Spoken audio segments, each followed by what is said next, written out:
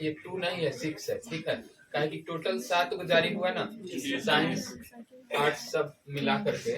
सरकारी model paper वो होता है जिसके अनुसार क्वेश्चन आता है, तो उसी को हम बता रहे हैं। 2018 में सरकारी मॉडल आया, उसका क्वेश्चन है। पहले का क्वेश्चन वॉइस का है, कितना 5 पढ़े थे ना कल, पढ़ देते हैं। He laughed at the beggar। अब इसका वॉइस बनाना है, बेगर जाएगा शुरू में, तो है ना सब में शुरू में इसमें एट लिखा हुआ है, देखो। तो आंसर में भी एट होना चाहिए। किस आंसर में एट है? ए और सी में।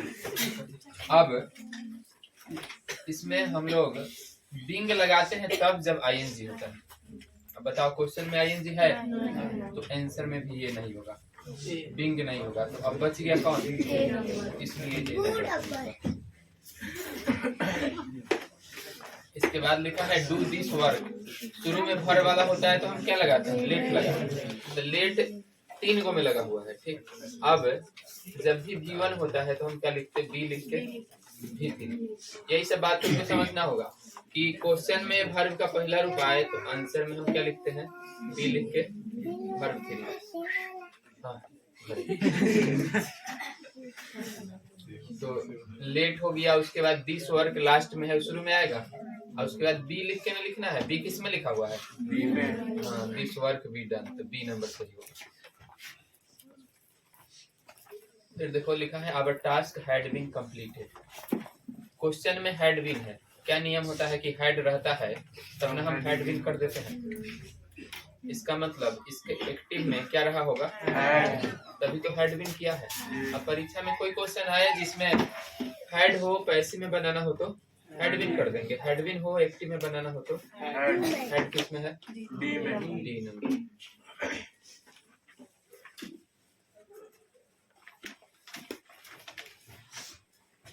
लिखा है प्लीज हेल्प मी। हम बताए थे कि जब भी प्लीज वाला हो कोई सेंटेंस ये हो तो क्या करते हैं? You are. और देखो जो नया स्टूडेंट है उसे क्या करना कि ये जो हम बात बोलते हैं ना, कॉपी निकाल के लॉ से लिख लेना। हमको नहीं पता चले कि लिख रहा है, लेकिन लिख लेना क्या कि प्लीज रहे तो हम क्या कर देंगे? You are requested. ये सब बात तुमको ध्यान में रहेगा तो परीक्षा का क्वेश्चन बन जाएगा कि क्वेश्चन में प्लीज है तो हम कौन वाला ऑप्शन चुनेंगे? You are requested. हो सकता है कि इस तरह का फिर क्वेश्चन आए तो उसी हिसाब से आंसर चुनना, ठीक है। तो यू आर रिक्वेस्टेड होगा। ये ठीक है। यदि अभी नहीं लिख रहा है तो बाद में भी ये तुमको ऑनलाइन मिल जाएगा, वहां से दोबारा पढ़ करके तब कॉपी में नोट्स बना करके और पढ़ना, ठीक है। ये हो गया। इसके बाद देखो 5 नंबर क्या है? बिंग। थोड़ा देर पहले हम क्या बताए थे कि बिंग कब लगाते हैं? तो जो ज्ञान तुमको थोड़ा देर पहले मिला उसका प्रयोग अभी हो रहा है कि बिंग रहे तो हम आईएनजी वाला चुनते हैं। आईएनजी वाला किस में है? बी में। हो गया ना? वो सही है। तो इसी हिसाब से पढ़ते हैं। अब देखो लिखा है she said I can teach English. Said ये प्रेजेंट टेंस है, पास्ट टेंस है? से माने होता है कहना, और सेड मतलब क्या होता है? कहा। तो ये पास्ट हुआ। और जब सेड रहे इसका मतलब पास्ट रहे तो कैन को किस में बदलते हैं? कुड में। याद रखना कि पास्ट रहे तो हम कैन को कुड में बदल देते हैं। और इसमें कहाँ पर कुड लिखा हुआ है? बी में। बी में। फिर ऐसा क्वेश्चन कभी भविष्य में आए कि हाँ इधर सेड लिखा हुआ है इधर कैन है तो किस में बदलेंगे? कुड में।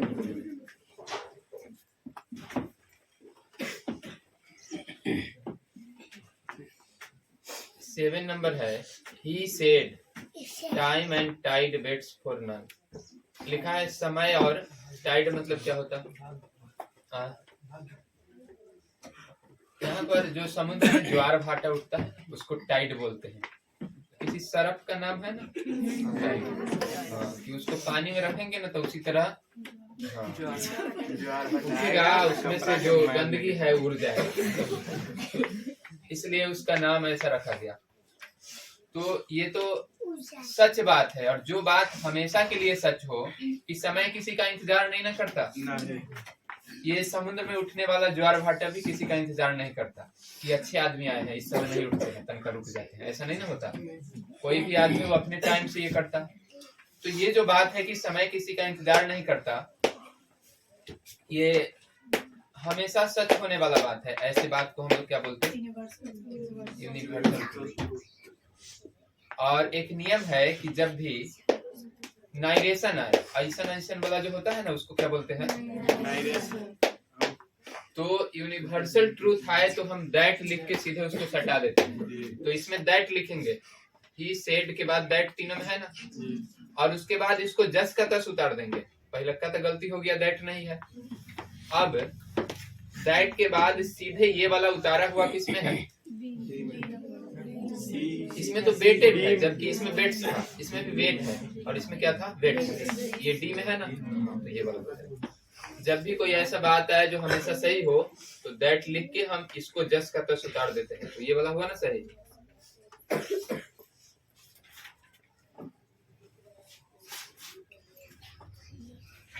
इसके बाद लिखा है He asked me where I was going। ये पास्ट है ना।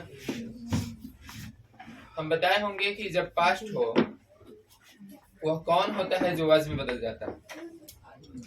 ईजेमार। पास्ट में ईजेमार को हम किस में बदल देते हैं? और ये बनाया हुआ है ना, बनाया हुआ। और इसका डायरेक्ट स्पीच पूछ रहा है। नारेशन दो प्रकार का होता है ना, एक डायरेक्ट और दूसरा इनडायरेक्ट। तो डायरेक्ट दिया होता है तो इनडायरेक्ट हमको बनाना होता है। इसमें इनडायरेक्ट दिया हुआ है, पूछ रहा है कि डायरेक्ट स्पीच में क्या होगा। तो नियम ये है कि जब भी पास्ट में हो तो हम ईजेमार को किस में बदलते हैं? अब इसमें वाज वर्ड लिखा हुआ है ना, इसका मतलब क्वेश्चन में क्या रहा होगा? देखो तो क्वेश्चन में ईजेमार कहाँ है? सी में। तो यही आंसर हो गया एक बार में। तो तुमको कॉपी में घर पर जाके नोट्स बनाना, तो ये बात लिख लेना कि पास्ट में ईजेमार रहता है तभी। हाँ, तो ऊपर वाजवर है तो आंसर कौन चुनेंगे? ईजेमार। ठीक, तो ये शॉर्टकट तरीका ही बताया जा रहा है।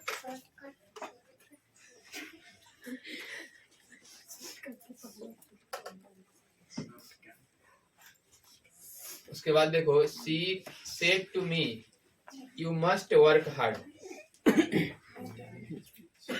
इसको इनडायरेक्ट स्पीच में बदलना है। तो पहले हम ये सब हटा के दैट लिखेंगे ना। ऐसे दैट किस में लिखा हुआ है? ये दो गो में लिखा हुआ है। अब ये मी है, उसने मुझसे कहा। शी सेड टू मी का हिंदी क्या होगा? मुझसे कहा कि तुम्हें कठिन मेहनत जरूर करना चाहिए। इस बात को समझेगा तो किसको बोल रहा है? मुझे बोल रहा है ना। तो जो यू है ना वह मैं हो जाएगा। मैं किसमें है? सी में। C number answer. ठीक है। जैसे मान लो किसी ने तुमको बोला कि तुम चोर हो। मान लो कोई आदमी आके हमको बोल दिया कि तुम चोर हो, इसका मतलब चोर कौन हुआ? मैं ना। इसलिए यहाँ पर यू का अर्थ आई हुआ। सी नंबर।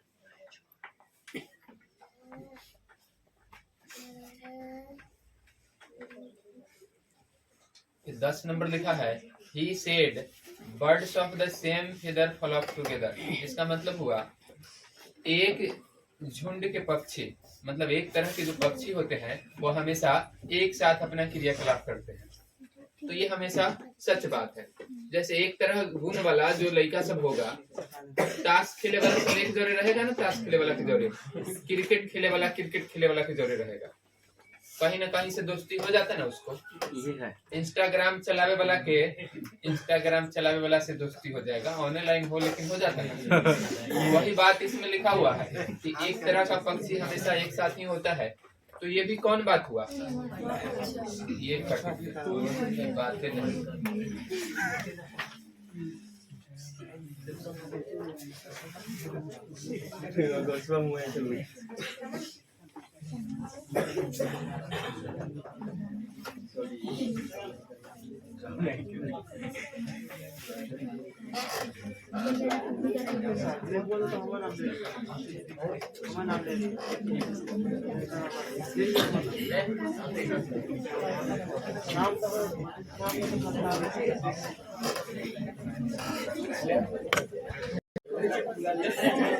ठीक है, देखो 11 नंबर क्वेश्चन हम कर रहे थे। इसमें भी ये हमेशा सच होने वाला बात लिखा हुआ है, तो इसको भी दैट लिख के जस का तस लिखेंगे। किसमें लिखा हुआ है दैट लिख के जस का तस? इसमें FLOC के था, जबकि इसमें फ्लॉक्ड, इसमें हैड हैव कर दिया, तो ये तीनों गलती होगा ना, सेम वाला इसमें लिखेंगे। ठीक, तो A नंबर हो गया।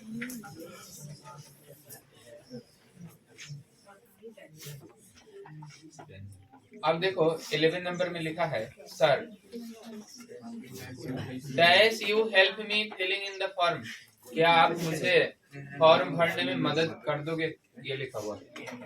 तो ये रिक्वेस्ट करना हुआ ना, इसमें किसी से भी रिक्वेस्ट करने के लिए हम या तो कुड लगाते या फिर वुड या फिर विल, याद है ना। रिक्वेस्ट करने के लिए यही तीनों लगाते हैं। जैसे किसी से हेल्प मांगना है तो हम क्या बोलेंगे, कुड यू हेल्प मी या फिर वुड यू हेल्प मी या फिर विल यू हेल्प मी। तो इसमें सर लिखा हुआ है तो हम लोग रिक्वेस्ट कर रहे हैं ना, तो इसमें कुड वुड और विल में से क्या है, कुड, इसमें कुड होगा। और ज्यादा विनम्र तरीके से रिक्वेस्ट करना हो तो यही दोनों लगाते हैं, कुड या फिर वुड। तो इसलिए इसमें कुड आंसर होगा, कैन शुड डेयर ये सब गलती होगा।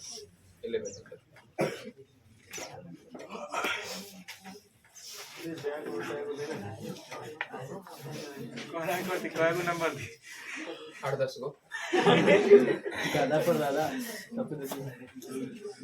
आई हैव लेफ्ट माई पेन, इसका मतलब हुआ कि मैंने अपना कलम छोड़ दिया है। माइंड, याद होगा कि किसी भी में यदि माइंड रहे ना तो हम क्या लगाते हैं, वुड लगाते हैं। ठीक, माइंड के बाद V4 रहे तो वुड लगाना, ये लिखो कॉपी में।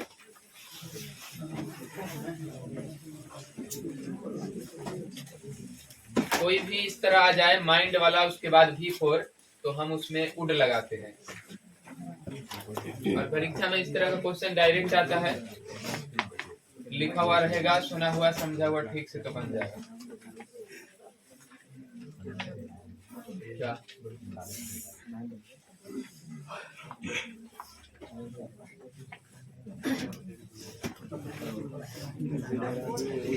हो गया, हटा दे इसको। तुम लोग लिख लिया?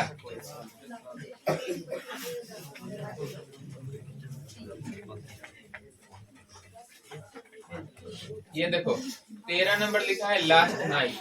लास्ट रहे ना किसी भी वर्ड में तो हम लोग V2 लगाते हैं। ये भी एक नियम है कि लास्ट रहे किसी भी सेंटेंस में तो हम V2 लगाएंगे। इसमें लास्ट है ना, तो दूसरा रूप चुनेंगे। इसमें कौन दूसरा रूप है, इनवाइटेड, तो यही सही होगा, बाकी सब गलती होगा, क्योंकि नियम है कि लास्ट रहे एगो रहे तो V2 लगाते हैं।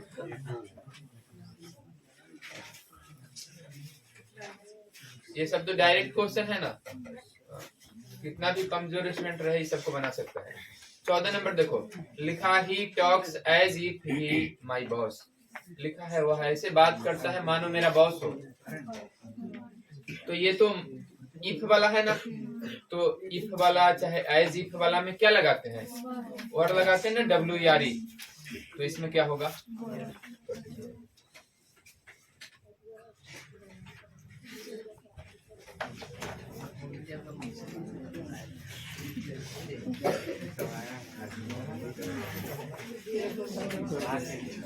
देखो तो किसी का मोबाइल कनेक्ट है कैसे, इसमें 2-3 को डिवाइस हो जाता है तो गड़बड़ा जाता है।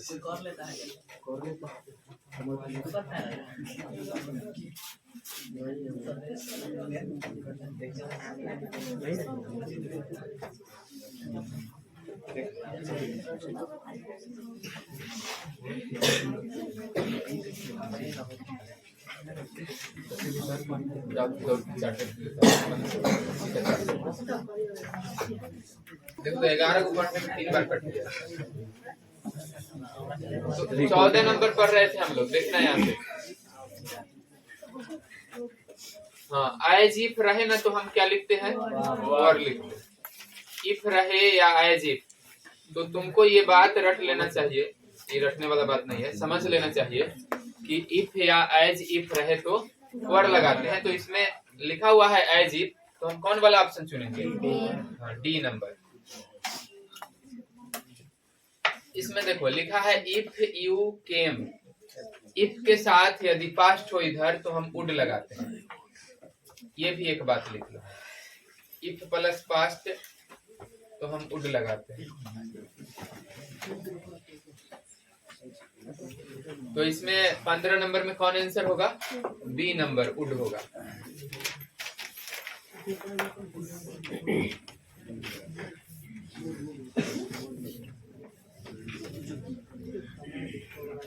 हो गया लिखा हुआ?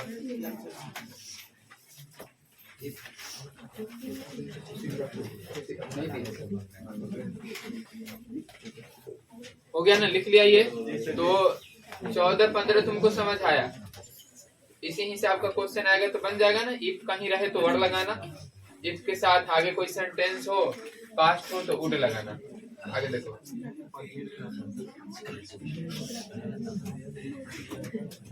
The boy turned a deaf year. Year मतलब क्या होता है? कान। डीप माने क्या होता है? अब कोई आदमी कुछ बोल रहा हो और उस समय कोई बहरा कान की तरह सुन रहा हो, इसका मतलब ध्यान से नहीं सुन रहा होगा। तो ध्यान से नहीं सुनने वाला ऑप्शन कौन है? डिड नॉट पे एनी अटेंशन, यही हो जाएगा। तो ये कैसे समझ आया? तो जिसको अंग्रेजी समझ आएगा, यहाँ पर लिखा हुआ है लड़का ने क्या किया, अपना कान जो है बहरे आदमी की तरह कर लिया।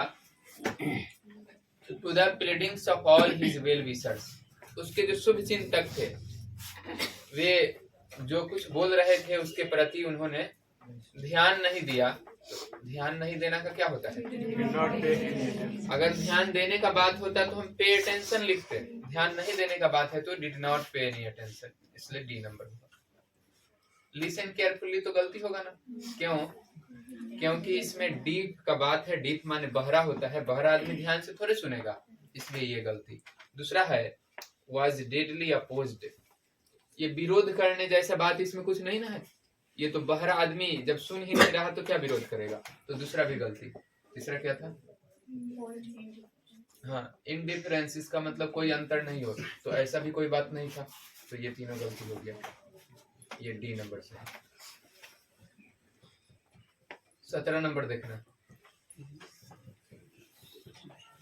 ये कुछ क्वेश्चन ऐसा होता है कि अगर तुमको अंग्रेजी समझ आता है ना तो उससे बनेगा। We should give a wide worth to bad character. Worth मतलब क्या होता है? BIRTH जो होता है बर्थ, इसका मतलब होता है जन्म, लेकिन BERTH जो होता, ट्रेन में सुना बर्थ, तो जो क्या होता है? हाँ, जहाँ पर आदमी बैठता उठता है उठता है उसको बोलते हैं ना, उस जगह को बर्थ बोलते हैं, उस सीट को। तो जो जगह वाला है बर्थ, उसका स्पेलिंग क्या होता? BERTH। और यहाँ पर लिखा है बैड कैरेक्टर्स। कैरेक्टर मतलब क्या होता है? बैड माने, तो जहाँ पर बुरा चरित्र बैठा हो तो वहां पर आदमी जाके सट के बैठ जाएगा या फिर हट के बैठेगा? उसके लिए पूरा बर्थे खाली कर देगा ना। तो इसका मतलब क्या हुआ कि जब भी बुरा चरित्र होगा तो हमको उससे दूर रहना चाहिए या नजदीक? हाँ, तो दूर रहना का अंग्रेजी कौन लिखा हुआ है इसमें? Keep away from. अवे मतलब क्या होता? तो इसमें बैड कैरेक्टर्स का बात था, उसको ज्यादा चौड़ा बर्थ देने का बात था। इसका मतलब हम उससे दूर रहेंगे, वही रहेगा पूरा में, समझे में, फाइल से रहेगा।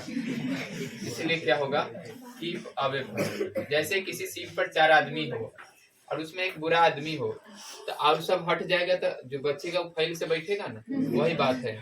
कीप अवे फ्रॉम ये तब होगा जब बाकी लोग दूर होंगे। ये देखो 18 number. Amit had to look high and low before he could find his scooter key. Scooter key का मतलब हुआ स्कूटर का चाबी। क्या हुआ होगा? भुला गया होगा, तो काफी मेहनत से खोजा होगा, यही बात लिखा है। मेहनत से खोजा होगा। हाई मतलब सबसे ऊपर का जगह तक खोज लिया होगा। लो माने मतलब जाके छत पर से खोजाया होगा, फिर इंडिया में से भी खोजा होगा। लिखा हाई एंड लो। तो जब इस तरह कोई खोजे तो उसको क्या बोलेंगे? हर जगह से न खोज लिया, तो हर जगह का अंग्रेजी क्या होता है? एवरीवेयर। तो सी नंबर होगा। तो याद करने से नहीं होता। कोई ये कौन चीज पूछा है बताओ तो? इडियम्स फ्रेज है ना। कोई कहेगा कि इडियम्स फ्रेज याद करने से होता है, तो रटंत विद्या कभी काम नहीं आता। जो इडियम्स फ्रेज तुम 500 रटेगा वो नहीं आएगा, दूसरा 1000 में से आएगा, ठीक है? तो कैसे होगा? इसलिए समझ में आना चाहिए।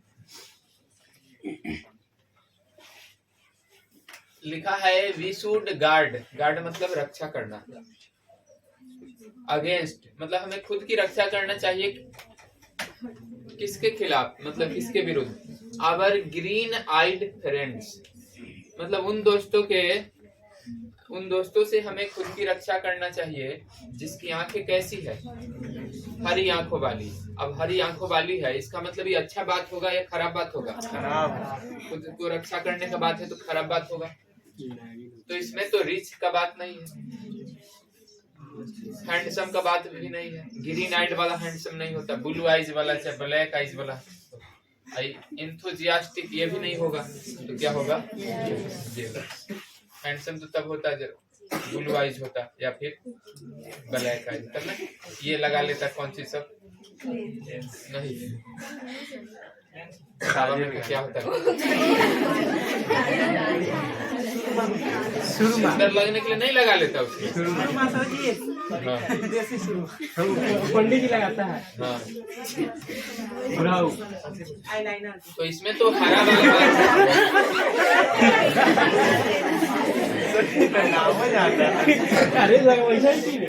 हरियर वाला लगाता है कोनो नहीं ना लगाता है। ये हरा है, इसका मतलब ये बेकार है। वैसे भी हरा चीज ये जहर का प्रतीक होता है, हरियाली का भी होता है, ठीक। यहाँ पर जेलस हो जाएगा, अगेंस्ट है, इसी हिसाब से हम समझेंगे ना। तो जेलस होगा, जेलस मतलब क्या होता? ईर्ष्यालु। हमें अपने ईर्ष्यालु मित्रों से बचना चाहिए, खुद को सुरक्षित रखना चाहिए। ईर्ष्यालु मित्र किसको बोलते हैं? जैसे तुमको जिस दिन पढ़ना होगा उसी दिन तुम्हारा फेयर मांग के ले जाएगा।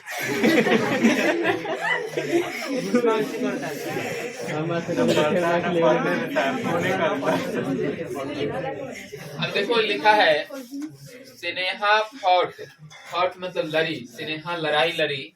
टूथ एंड नेल, टूथ माने होता है दांत, नेल माने। मान लो किसी से झगड़ा करना हो, अब दांतों से काट ले, नाखून से बकोट उकोट। इसका मतलब क्या हुआ कि पूरी शक्ति के साथ न लड़ा, बहुत गुस्सा में रहा होगा तब ना दांतों से चीर फाड़ कर दिया, नाखून से ऑपरेशन कर दी। इसका मतलब हुआ पूरी शक्ति के साथ। तो कौन वाला चुनेंगे? स्ट्रेंथ एंड क्या पढ़ेंगे इसको? थ्योरी पढ़ेंगे, परी नहीं थ्योरी, पूरी भी नहीं, पूरी सब्जी। तो पूरी बोलना बुरी बात है, थ्योरी पढ़ेंगे। और इसका मतलब हुआ क्रोध। जब आदमी बहुत शक्ति और क्रोध के साथ लड़ेगा तब ना दांत और नाखून सबका प्रयोग करेगा। तो आंसर क्या होगा? डी नंबर, ठीक है।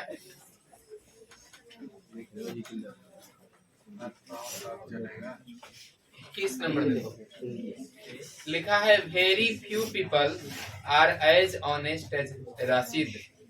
वेरी फ्यू मतलब क्या हुआ? बहुत कम, कि बहुत कम लोग ऐसे हैं जो किसके इतना ईमानदार है? राशिद। इस बात का मतलब हुआ ज्यादा लोगों से ईमानदार कौन है? राशिद। ये बात किस में लिखा हुआ है? ज्यादा लोगों से। तो देन मेनी पीपल ये होना चाहिए ना। और देन मेनी पीपल कै गो में है? 3 गो में है, चारों में है, 3 गो में है, ठीक। एक में तो एज है, तो वह तीनों में से कौन होगा? ऊपर लिखा कि राशिद ज्यादा लोगों से, बहुत कम लोग राशिद इतना ईमानदार है। इसका मतलब ज्यादा लोगों से ईमानदार कौन हुआ? राशिद।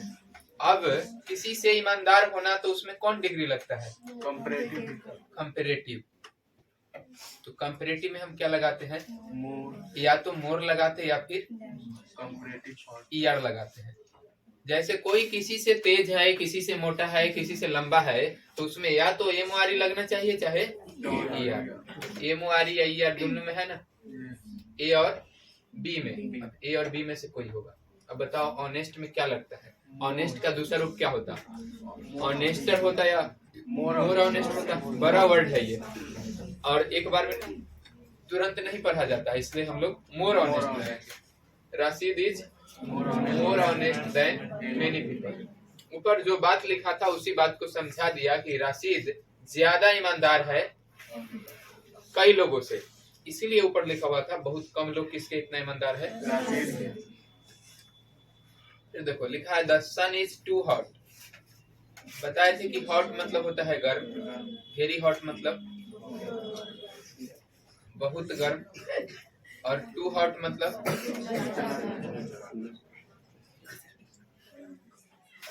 इसका मतलब हुआ बहुत ज्यादा गर्मी। ठीक है, गर्मी में जाता है तो नहीं कहता है कि माथा धिक गया ऐसा कुछ, या बरक गया कोई बोलता है उसको बोलेंगे, ज्यादा गर्मी होने पर हो जाता है टू हॉट बोलते हैं उसको। इसका मतलब हुआ कि सूरज इतना गर्म है। जय श्री राम सर। जय श्री राम। हाँ ठीक ठीक, छुट्टी करते हैं। आवा बैठा जगह ना है।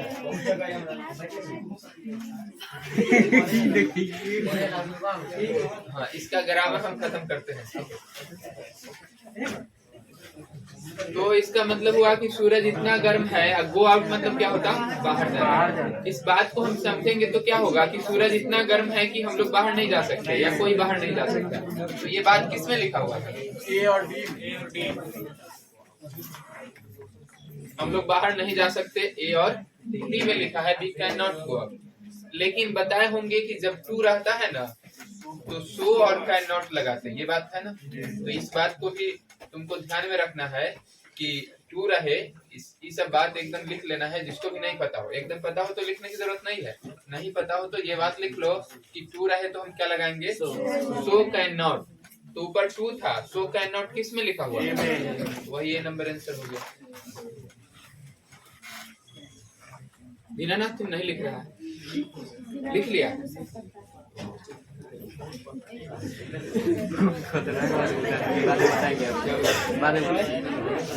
करवाने के लिए सभी तैयार है।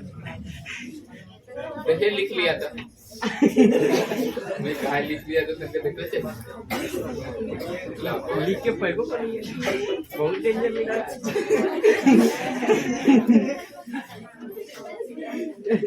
लिखना स्टार्ट करेगा मरने के तगार पर। चलो लिखो, देखो इस तरह अब भी कम दिन पढ़ना है तो कम से कम ईमानदारी से पढ़ो तब ना होगा। देख रहे हैं सब तरह के उपाय है। क्या बोल रहे हैं, और यहाँ दोस्तों कोचिंग लेकर नवाइया सब उपाय, किरनी से फेफड़ा तक पाए सब जगह छूट के बच। यार थोड़ी ना बचे उम्र कला हाँ कला ये तो बढ़िया। हाँ देखो हम ना इधर सुनो, केवल जरूरी बात लिखवाते हैं, कभी नहीं कहा कि ऑब्जेक्टिव 10 बार लिख के लाए। हाँ ये सब बात नहीं, इसलिए जरूरी बात लिखा करो। Where is the museum, museum कहाँ है, क्या तुम मुझे बता सकते हो। ये दोनों बात को ऐड करेंगे तो क्या होगा, क्या तुम मुझे बता सकते हो कि म्यूजियम मतलब कैन यू टेल मी पहले ना होगा, जी सर। तो कैन यू टेल मी ये दोनों में है ना। अब जब बीच में हम वेयर लिखते हैं ना तो इज हमारा लास्ट में चला जाता है। ये बात पता है ना कि वेयर द म्यूजियम इज, इसको सरिया देते हैं पहले सब्जेक्ट उसके बाद वर्ब। तो ये सी नंबर आंसर होगा। ये आपको बतलाया था कि जैसे तैसे उतार जाता क्या ये जैसे कि तैसे यूनिवर्सल ट्रूथ में उतरता है। ये क्वेश्चन वाला रहे ना, जैसे देखो हम लिखेंगे ये he said who are you. अच्छा हु आर यू का नाइरेशन बनाते तो ये हूँ और उसके बाद यू पहले बाद में आ रहा है, ऐसे होता ना, जी। याद है ना सबको। हाँ तो उसी तरह ये जो इज है ये लास्ट में चल जाएगा कि नहीं, उसी तरह लास्ट में चल गया। तुम भी चूंकि कुछ लेट से आया, जी। हाँ इसी का असर है, समझता है। तो याद रखना कि ऐसे हो ना जोड़ते हैं वेयर हूँ व्हाट ये सब में, तो इज हमारा कहाँ जाता है, लास्ट में। तो लास्ट में सी नंबर में था इसलिए सी नंबर आंसर 24 नंबर देता हूँ। लिखा है Dhoni will play to his potential, I know this. Dhoni अपने पूरी क्षमता के साथ खेलेगा, ये बात मैं जानता हूँ, इसे मैं जानता हूँ। ये दोनों बात को मिलाएंगे तो क्या होगा, मैं जानता हूँ कि धोनी पूरी क्षमता से खेलेगा, मैं जानता हूँ पहले होना चाहिए, किसमें है, आई नो, ये हो जाएगा। इसमें तो वही वाला सीधे कर दिया, कंबाइन नहीं किया, इसलिए पहला ठीक नहीं होगा। ठीक है, कंबाइन करना था तो एक सेंटेंस होना चाहिए, जबकि उसमें 2 सेंटेंस लिख दिया सीधे। 25 नंबर देखना, work hard and you will succeed. Work hard का मतलब क्या हुआ? कठिन मेहनत करो तुम सफल हो जाओगे। ये दोनों बात को मिलाएंगे तो क्या होगा? यदि तुम कठिन मेहनत करोगे। यदि किसमें लिखा हुआ है? If you work hard. अब बाद वाला मैंने फ्यूचर लगाते हैं तो क्या होगा? You will succeed. If you work hard you will succeed. तो यहाँ के मुस्कुरा रहे थे।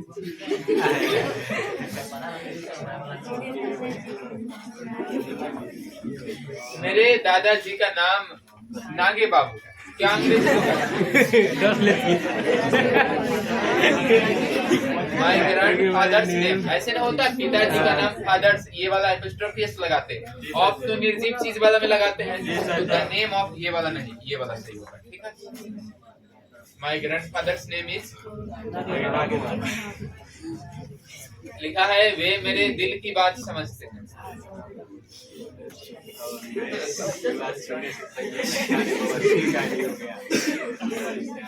अब देखो, वे का अंग्रेजी दे नहीं होता, वे का अंग्रेजी क्या होता? ये सब में लिखा हुआ है ना। अब दिल की बात, तो जो कमजोर लड़का चाहे कमजोर मास्टर होगा तो दिल का भी अंग्रेजी में लिखेगा क्या? हार्ट।